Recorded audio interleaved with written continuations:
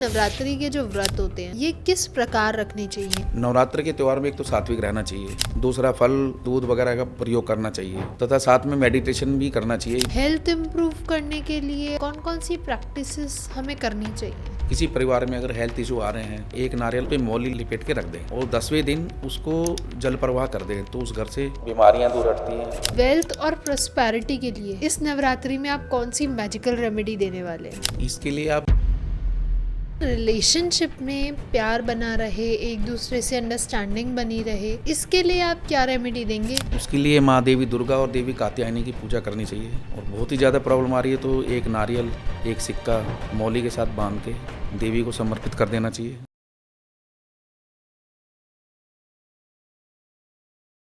जय माता दी। आज जो हम बात करने जा रहे हैं वो है नवरात्रियों के ऊपर। अब नवरात्रि आ रही है तो नौ दुर्गा के जो रूप हैं उनके बारे में बहुत ज़्यादा चर्चा होती है। हर कोई उन्हें पूछता है, हर कोई उनकी प्रार्थना करता है, उनकी उपासना करता है। लेकिन एक्चुअली उनके पीछे क्या स्पिरिचुअल साइंस है, क्या आप एस्ट्रोलॉजिकली उसको देखेंगे एंड कैसे उनकी पूजा करनी चाहिए, कैसे उनको उपासना करनी चाहिए और कैसे अपनी विशेस को फुलफिल करना चाहिए। और आपके लिए ये जो नौ दुर्गा के नवरात्रियों का टाइम होता है, क्या ये स्पिरिचुअल जर्नी में आपके लिए आपका फलदायक रहेगा या नहीं? तो आज इन्हीं सब के बारे में हम बात करने वाले हैं।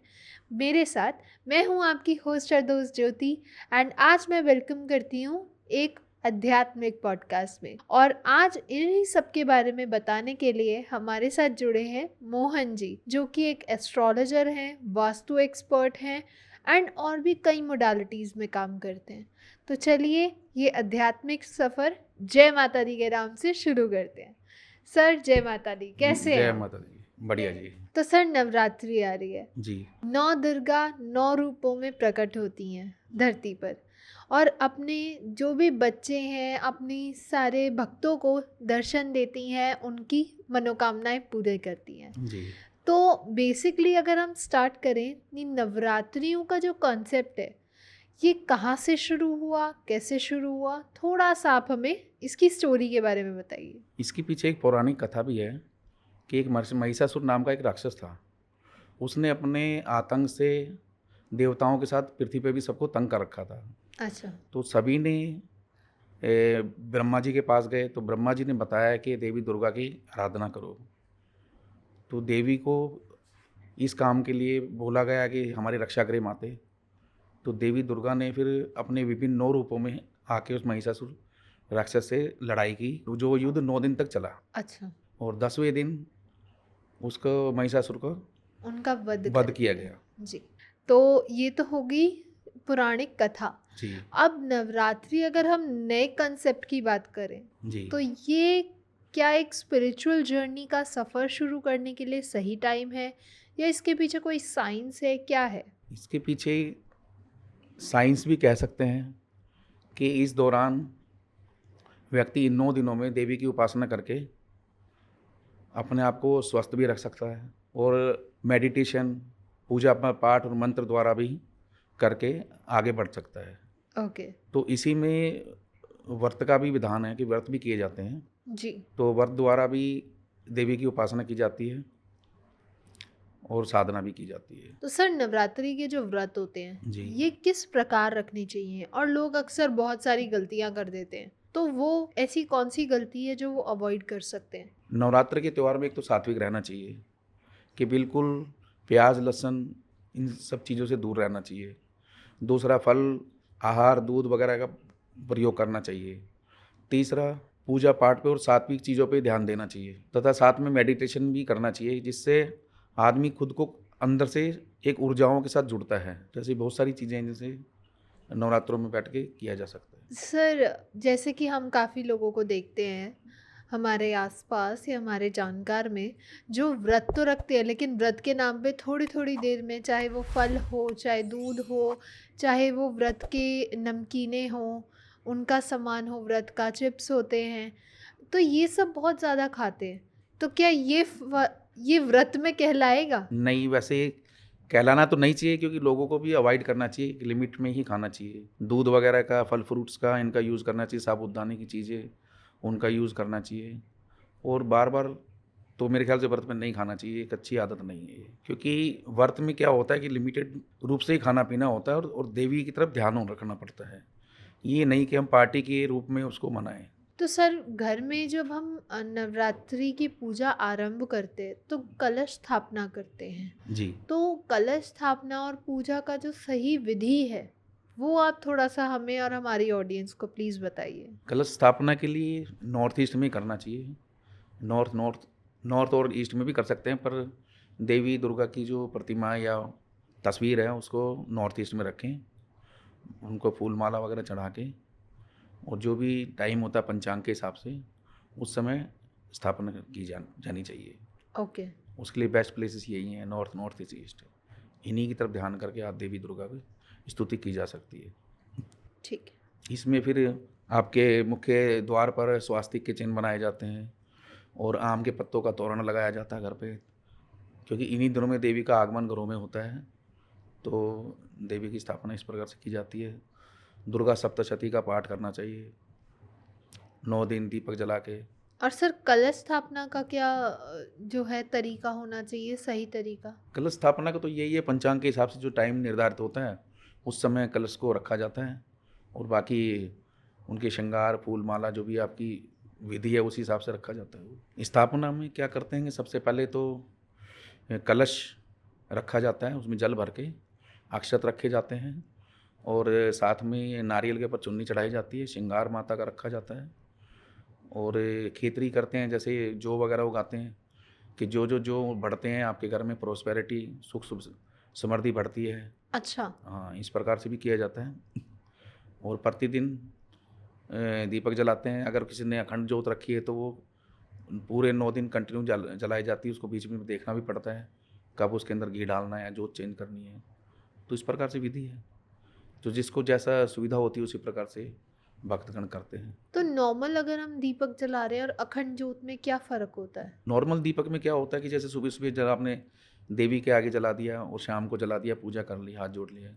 और अखंड जोत में क्या होता है कि वो 9 दिन तक कंटिन्यू जोत जलती रहेगी। वो दिया बुझेगा नहीं, जलता ही रहेगा। तो अखंड जोत कुछ लोग मानते हैं, तो अखंड ज्योति चलती है उनके घर में। तो उनका क्या मतलब, उसके पीछे क्या लॉजिक है अखंड जोत के पीछे? अखंड जोत के पीछे लॉजिक तो खैर इतना कोई बड़ा नहीं है, लेकिन उसमें बस ये है कि जैसे उसकी पूरा ध्यान रखना पड़ता है कि 9 दिन केयर करनी पड़ती, कभी दिया बुझा तो नहीं है, कुछ नहीं। तो जिसकी हिम्मत होती है, जैसे टाइम है उनके पास, तो वो लोग अखंड जोत जलाते हैं। जिनके पास नहीं है वो सुबह शाम सिंपल पूजा ही करते हैं। कि जैसे बिजी लाइफ है, ऑफिस जाना है, वर्किंग लोग हैं, तो वो तो नहीं अखंड जोत कर नहीं कर पाएंगे, जी। क्योंकि दिन में कौन उसके अंदर घी डालेगा, चेंज करेगा, क्योंकि बीच बीच में उसको 3-4 घंटे बाद देखना पड़ता है। बिल्कुल सही। तो एक वो चीज़ भी होती है। सर, जैसे कि अभी हम बात कर रहे थे कि लोग ऑफिस जाते हैं, बिजी रहते हैं, तो ऐसे लोग अगर नवरात्रि की पूजा करना चाहें विधिवर, तो ऐसे कुछ छोटी छोटी प्रैक्टिस हैं जो आप अपने से कर सकें? हाँ, इसमें यही है कि सुबह शाम माता की आराधना करें, और एक देवी सूक्तम आता है दुर्गा सप्तशती में, तो वो उसका ज़रूर पाठ करना चाहिए उन्हें डेली। तो उससे भी सारे सुख मिलते हैं, सभी सुखों की प्राप्ति होती है, और माता की कृपा प्राप्त की जा सकती है। तो वो जो आपने अभी देवी का पाठ बताया, तो उनका क्या तात्पर्य है? उसमें देवी के विभिन्न रूपों की आराधना की गई है।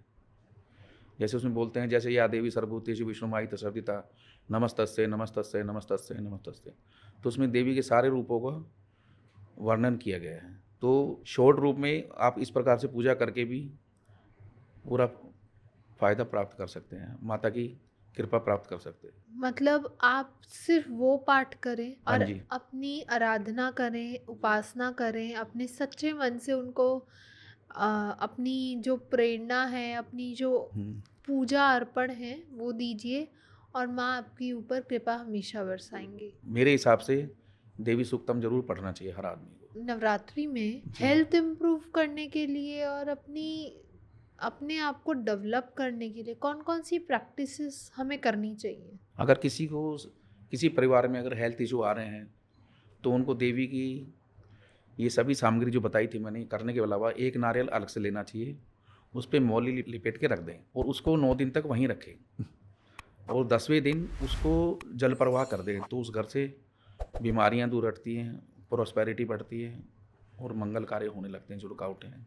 अच्छा, अगर किसी के ऊपर कोई नज़र है, नज़र दोष है, या फिर घर में जो घर का ऑरा है वो बहुत ज़्यादा डिस्टर्बिंग चल रहा है, मनमुटाव है रिश्तों में, तो क्या इन नवरात्रि वो ये नारियल वाला जो रेमेडी है वो करके अपनी लाइफ को सॉर्ट कर सकते हैं? हाँ जी, वो कर सकते हैं और एक उपाय और भी है जिसमें फिटकरी और अजवाइन को लाल कपड़े में बांध के रख दें और दशमी के दिन उसको भी जल प्रवाह कर दें, तो उससे भी घर की नेगेटिविटी काफ़ी हद तक दूर की जा सकती है। जैसे सर हम तो दिल्ली में रहते हैं, हमारे यहाँ जल आसपास तो है नहीं, तो हम उसको कैसे कर सकते हैं? जहाँ जल नहीं है तो फिर उसको पीपल के नीचे रख दें। अच्छा। उसका एक विधान भी है कि जहाँ पर जैसे पानी के स्रोत नहीं है या नहर वगैरह नहीं है तो फिर उसको पीपल के नीचे रख सकते हैं। वेल्थ और प्रोस्पेरिटी के लिए इस नवरात्रि में आप कौन सी मैजिकल रेमेडी देने वाले हैं? इसके लिए आप धन्वंतरी जी की पूजा कर सकते हैं, कुबेर जी की पूजा कर सकते हैं, लक्ष्मी जी की पूजा कर सकते हैं ताकि फाइनेंशियल ग्रोथ हो। इनके मंत्र जाप कर सकते हैं साथ में, तो वो बेनिफिट भी लिया जा सकता है फाइनेंशियल ग्रोथ के लिए। तो सर कैसे पूजा होती है? उनके मंत्रों द्वारा, उनके मंत्र वगैरह चैंटिंग करके रुद्राक्ष वगैरह की माला से लेके किए जा सकते हैं। सर रिलेशनशिप में प्यार बना रहे, एक दूसरे से अंडरस्टैंडिंग बनी रहे, तो इसके लिए आप क्या रेमेडी देंगे जो इस नवरात्रि हमारे जो कपल हैं जिनके घर में थोड़ा सा रिलेशनशिप में इशू आ रहा है, मनमुटाव आ रहे हैं, तो वो उनको ठीक कर सके? उसके लिए माँ देवी दुर्गा और देवी कात्यायनी की पूजा करनी चाहिए और बहुत ही ज़्यादा प्रॉब्लम आ रही है तो एक नारियल, एक सिक्का मौली के साथ बांध के देवी को समर्पित कर देना चाहिए और जो भी अपनी प्रार्थना है वो बोलते हैं कि भाई मेरा ये काम हो जाए, हमारे घर में सुख शांति समृद्धि आए, या हमारे कोई भी काम हो जॉब संबंधी या मकान संबंधी, वो काम हो जाएंगे, सुख शांति हो जाएगी। तो सर जिनके रिश्ते हो चुके हैं, जिनकी शादी हो चुकी है, उनके बारे में तो बता दिया आपने। जी। अब जिनकी शादी नहीं हो पा रही है, बार बार रुकावट आ रही है, काम बनते बनते, उनके रिश्ते बनते बनते बीच में कहीं बाधा आ जाती है, जी। उनके लिए क्या रेमेडी देंगे आप जो इस नवरात्रि उनके लिए वो कर पाएँ और वो ज़्यादा इफेक्टिव रहे? उसके लिए उनको देवी कात्यायनी की पूजा करनी चाहिए और देवी गौरी की पूजा करनी चाहिए कि शिव मंदिर जाएं, वहाँ पर देवी को सिंदूर चढ़ाएं और वस्त्र चढ़ाएं, उनकी पूजा करें। तो ये दो ही देवी की ज़्यादा पूजा की जाती है विवाह संबंधी अगर रुकावटें आ रही हैं, देवी कात्यायनी और माँ गौरी। शंकर जी के मंदिर जाके करना पड़ेगा ये। तो सर आपके अनुभव से इस नवरात्रि कोई एक सिंपल रेमेडी जो हमें करनी चाहिए जिससे हम अपनी लाइफ की सारी प्रॉब्लम्स को सॉल्व कर पाएँ? उसके लिए हमें सबसे पहले तो दुर्गा चालीसा का डेली ध्यान करना चाहिए जी। और एक आता है दुर्गा सप्तशती में देवी सूक्तम, ओके।